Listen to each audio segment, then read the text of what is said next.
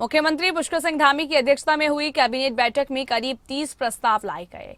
इस दौरान सीएम ने बताया कि योजनाओं का लाभ आम जन तक पहुंच सके, यही सरकार का प्रयास रहता है। बैठक में प्रस्तावों को मंजूरी मिली और जिससे आम जन को फायदा होगा। ये नागरिक उड्डयन विभाग का था। ये हरिद्वार के सिरपुर में एक हेलीपोर्ट बनाने की आपकी स्कीम है सिविल एविएशन डिपार्टमेंट की, और इसमें उनके द्वारा सिरपुर में ज़मीन चाहिए गई थी, तो उसके लिए माननीय मुख्यमंत्री जी को निर्णय करने के लिए मंत्रिमंडल द्वारा अधिकृत किया गया। हमारे जमीन कितनी रही हो? 8,092 स्क्वायर मीटर हेलीपोर्ट बनाने। सीएम अधिकृत होंगे, उसमें फैसला नहीं हुआ, मतलब इन प्रिंसिपल हो गया, लेकिन कहाँ पे जमीन देंगे उसके लिए सीएम साहब को अधिकृत किया गया। अगला मद हमारा ये सूक्ष्म लघु और मध्यम उद्यम विभाग का मद है। इसमें Uttarakhand society for promotion of investment, startup और एंटरप्रेन्योरशिप, एक यूके स्पाइस सोसाइटी का गठन पूर्व में किया गया था। वहाँ पर 17 पद की आज स्वीकृति माननीय मंत्रिमंडल द्वारा की। UK spice, Uttarakhand society for promotion of investment, startup and entrepreneurship.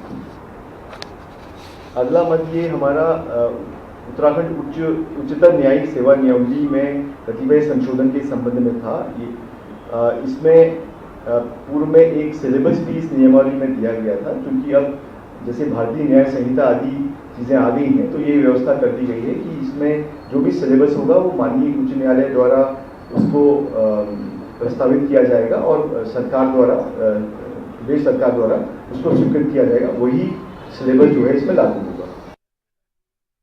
आज एक बहुत ही महत्वपूर्ण निर्णय हुआ है, जो माननीय मुख्यमंत्री जी द्वारा इसका कदम उठाया गया है। 1 साल पहले डीजी आईटीबीपी जब यहाँ पर आए थे उत्तराखंड में माननीय मुख्यमंत्री जी से मिलने के लिए, तब समय माननीय मुख्यमंत्री जी ने इच्छा जाहिर किया कि जो हमारे जो लोकल जो पहाड़ की आर्थिक स्थिति को बेहतर करने के लिए क्यों ना आईटीबीपी का जो यहाँ पर जो बैटालियन स्थित है पिथौरागढ़, चमोली और उत्तरकाशी जिले में, ये लोग लोकल क्राइम क्यों ना करे करके। तो उसके तहत उस समय जो चर्चा में एक हमको सर ने शैलेश सर ने निर्देश दिया कि इसका एक योजना बना दिया जाए, जिसके तहत हमने एक योजना बनाया है। जो हमारी जो भेड़ और बकरी पालक जो यहाँ पर जो तीनों जिलों में हैं और उसके साथ अनुबंध 7 जिले हैं, वहाँ पर लगभग 10,000 भेड़ और बकरी पालक आईटीबीपी को मटन की सप्लाई करेंगे।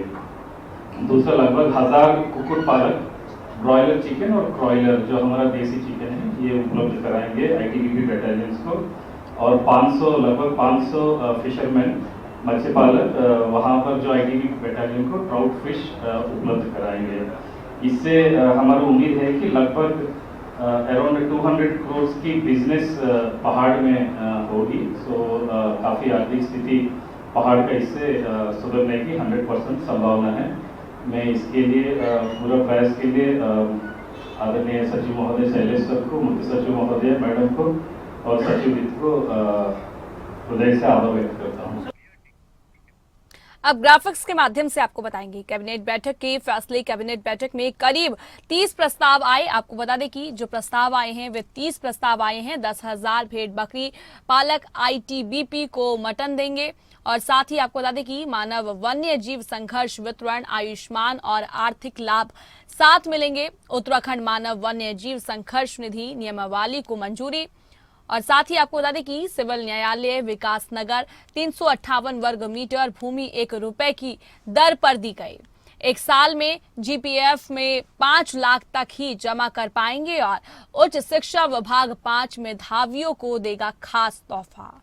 5 मेधावी छात्रों का चयन करके यूनाइटेड किंगडम में पढ़ने की व्यवस्था होगी।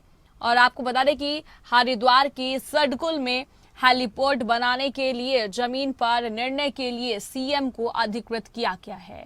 यूके स्पाइस सोसाइटी में 17 पद सर्जन को मंजूरी दी गई है। वीर चक्र, कृति चक्र आदि को निःशुल्क सेवा के बजट की व्यवस्था।